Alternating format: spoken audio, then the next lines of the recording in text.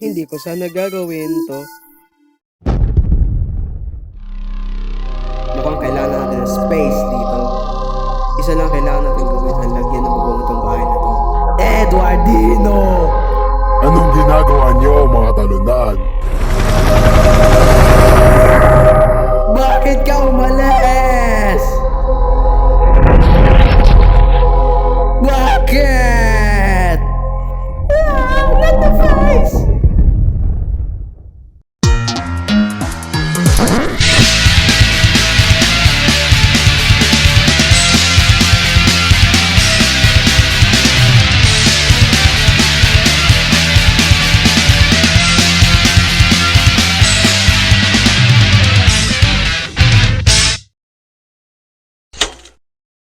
So, Tom, nakatulog ka ba kagabi?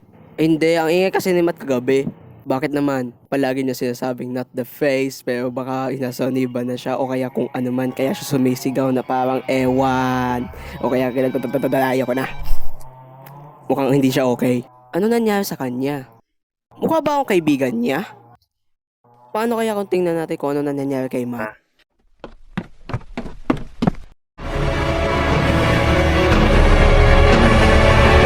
Ay mga tol, maganda ba ang tulog niyo kagabi?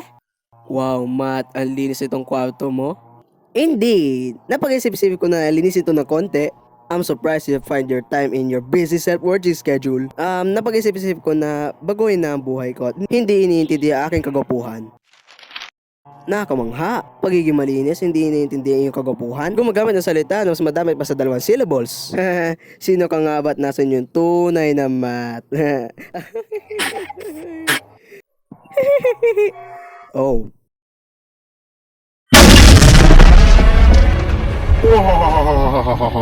Ngayon, nakalayo na ako. Sisirahin ko na itong buong mundo at sisirahin ko lahat ng monumento at galipinin ko kayo Pero sa lahat. mga monumento, Ano? huwag mo silang sirain. Wala akong pake. Hindi mo pwede. Di manimik ka, mortal. Lahat ng mga tao ilulod sa aking Hindi ko harapan. hayaan gawin mo yon. Hindi mo kaya kasi nasa katawan mo ko.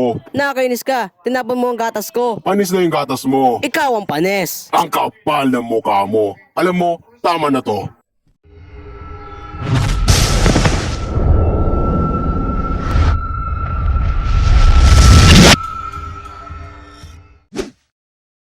Tingin ko itong bubong ng bahay natin ay may multo o kaya nasa niban ako kasi may multo dito eh. At eto na naman ang kamalasan natin. Makapasok pa ba tayo sa loob? Hindi ko alam, pwede ko pa buksan. Oh no, I'm going backwards.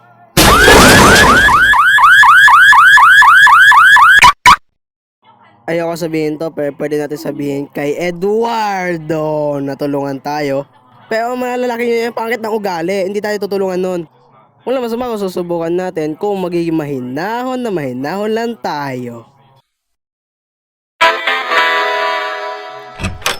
Mawalang galang na kapitbahay. Napakaganda ang araw ngayon. Pwede ba kami bigyan ng inyong magandang asukal? Alam mo kami, Eduardo, yung monumento sinisiwan nila yung mga monumento. Ayoko na. Oy, John, Mark, tiyan itong mga lampang to. Yeah, tingin namin na kailangan talaga namin ng maliit na spirit infestation. Mukhang ewan naman yan para sa akin. Multo? Espiritu? Tingin ko kayo inapasobra sa panonood ng mga horror movies.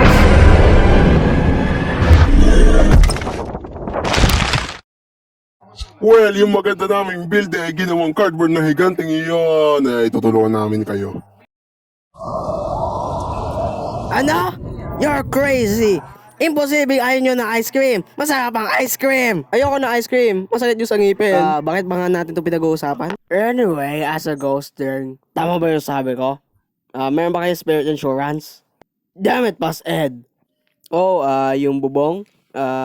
Okay. Ay, ang lahat ng tao ay kailangan ng basahin ang ad. Caution. Meron pa naman contain so... Rabbit parrots? Isang factor na kasama sa cemetery at isang vet. It's not ideal. So wala na kami magagawa. Wala kasi yung spirit insurance, pasensya na. Alam nyo, Itong store na to ay po kagagawa. So, may nabalitaan ka sa sidekick. Basta yung bahay niyo ay buwiset at kayo din ay buwiset. Tingin ko sabi niya sa atin, tayo ang buwisit. Sasantuhin kita sa mukha. So, ano na ang gagawin natin ngayon? Isa lang ang pwede natin gawin. Kung sa akin Magpakalayo-layo lahat na ng gamit tayo. sa bahay natin. Teka, ano? Ano? Tingin ko may punto si Matt. Kasi nilinis niya yung attic, baka ayaw niya ng kalat. Oo. Yun nga gusto ko sabihin. Kasi multo. Hindi ko magets. Ang duduwag niyo naman. Wala manonood sa inyo ang sirain na inyong mga gamit para makapalis yung muntong yon. Yeah. Sino may gusto ng soda? Handa na ba kayo, guys? Handa na ba kayo? Handa na ba kayo? Handa na ba kayo? Ikaw, handa na ba? Handa na. Handa na tayo! Handa na ba? Handa na kami. Nice armor, idiots. Ow! Wala naman ako sinabi. Manahimik ka. Charge! Ay, salamat naman at walang nagbago. Yung attic.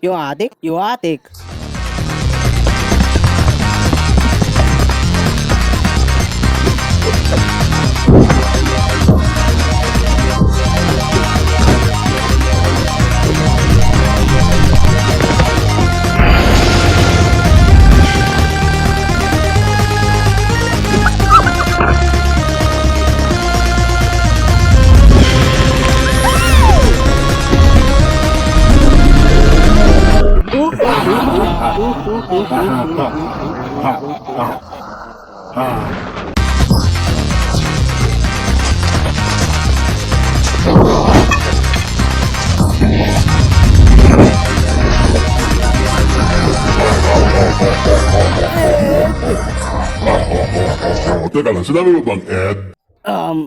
Oo. Wait lang muna, may kailangan na ako tingnan sandali. Blimey, napamali ata ako ng bahay na napuntahan. Pasensya na talaga. Ang bahay dapat na pupuntahan ko kay Mr. Eduardo. Ay, huwag mo na takayin pumunta sa bahay namin. Lumayas ka sa bahay namin. Pwede ba natin sila tulungan? Na. Hindi kita mapapatawad sa ginawa mo, Mr. Edo.